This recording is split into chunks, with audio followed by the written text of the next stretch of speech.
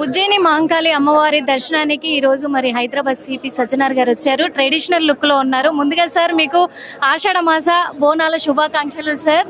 చెప్పండి సార్, ఇక్కడ మొత్తం కూడా ఉజ్జయిని అమ్మవారి మహంకాళి బోనాలకైతే అమ్మవారిని దర్శించుకున్నారు. అది ట్రెడిషనల్ లుక్ లో దర్శించుకున్నారు. ఎలా అనిపించింది?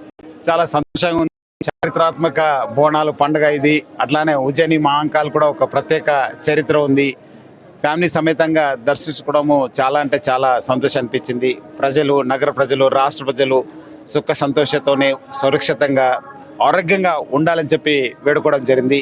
ఇక్కడ గతంలో జరిగిన కొన్ని ఇబ్బందులు, ఛాలెంజెస్, ప్రజల నుంచి వచ్చిన సూచనలు, ఇక్కడ ఉన్న వాళ్ళ సూచన తీసుకొని ఈసారి దాదాపు 2500 మందితో సిబ్బందితోని బందోబస్తు ఏర్పాటు చేయడం జరిగింది. డ్రోన్ వాడడం జరుగుతుంది. ఏఐ టెక్నాలజీ వాడుకొని సీసీటీవీ పైన కంటిన్యూస్ నిరంతర పర్యవేక్షణ చేస్తూ ప్రజలకి ఎటువంటి ఇబ్బంది లేకుండా గట్టి బందోబస్తు ఏర్పాటు చేయడం జరిగింది. అంటే ఇక్కడ విఐపీలు కూడా వస్తున్నారు, రాజకీయ నాయకులు కూడా అందరూ వస్తున్నారు, ప్రముఖులు, అలాగే సీఎం రేవంత్ రెడ్డి గారు కూడా వస్తున్నారు. ఈ విషయంలో విఐపీల విషయంలో ఎలా ఉంది సార్?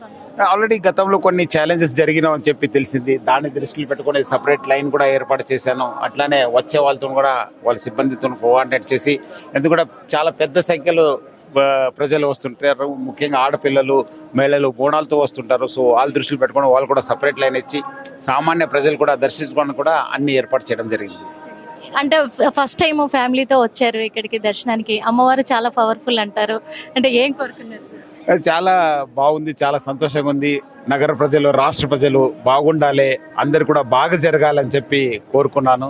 అట్లానే అందరు కూడా సురక్షితంగా, సంతోషంగా, ఆరోగ్యంగా ఉండాలని చెప్పి కూడా వేడుకోవడం జరిగింది. మీ మాటల్లో ఆర్టీవీ ప్రేక్షకులకి శుభాకాంక్షలు. సో అందరు కూడా నగర ప్రజలకి, రాష్ట్ర ప్రజలకి బోనాలు పండుగ శుభాకాంక్షలు.